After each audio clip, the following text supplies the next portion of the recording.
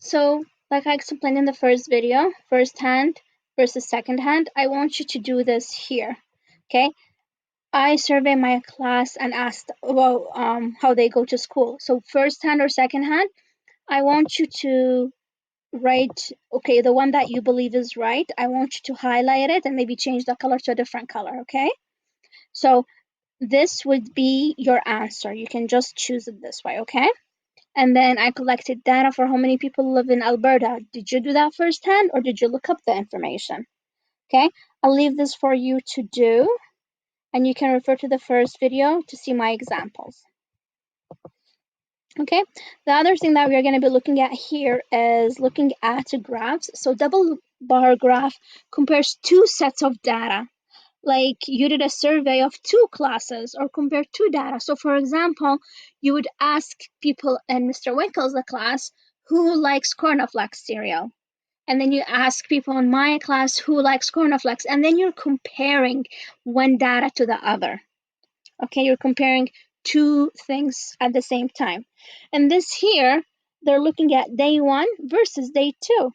In day 1, how many people bought the following fruits?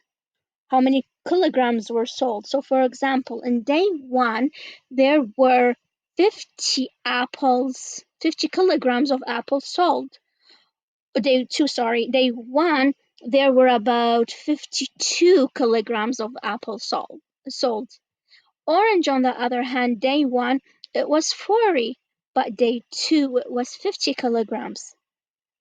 Mango, day 1, it was about 24, and then day 1, it was about 18 kilograms. Okay, so looking at different fruits and how it's related in 2 different days. We call this double bar graph. Okay. Down here is giving another example. How many minutes of homework did you guys have from, or did the student in the class have from the following teachers?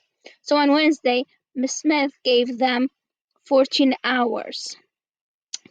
minutes. Yet on Thursday, Miss Smith gave them 16 minutes of homework. Miss Williams gives different amount of homework in each day. So you're comparing the homework Thursday versus Wednesday for 4 different teachers. So down here it says teachers and then number of minutes and then minutes of homework. So here you're putting down the name of the teachers. Here you're putting down all of your value. So this paragraph has different parts, and this here describes the part of the paragraph. Okay, so I'm going to go back here to explain to you a little bit more about what they all mean. So first of all, you have a title. My title is Minutes of Homework. Okay, and then you have what we call the y-axis. Y-axis is always the vertical one.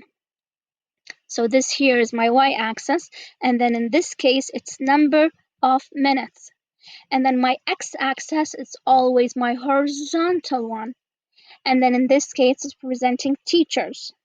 And then the last things I have is label. So I'm labeling this as minutes, number of minutes. I'm labeling this as teachers. Okay, so here I want you to look at this double paragraph and then try to figure out what they all mean and then write down your answer here. So write down your own definition of what they mean. So I explained it to you.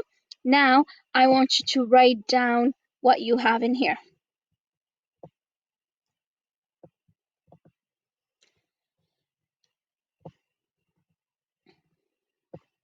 So mobile and landline per 100 customers. So number of phones per 100 people. And then mobile phone, landline, different countries. So Canada has about 35 of mobile phone, and then landline they have about 63 or 62. Okay, so it says here the 2 paragraph represents different part of data. For example, 2 different grades or grocery stores. Having only 2 sets of data is easier to compare them. What is the above paragraph comparing? Look at both axes and label, and I want you to give me full explanation here, please.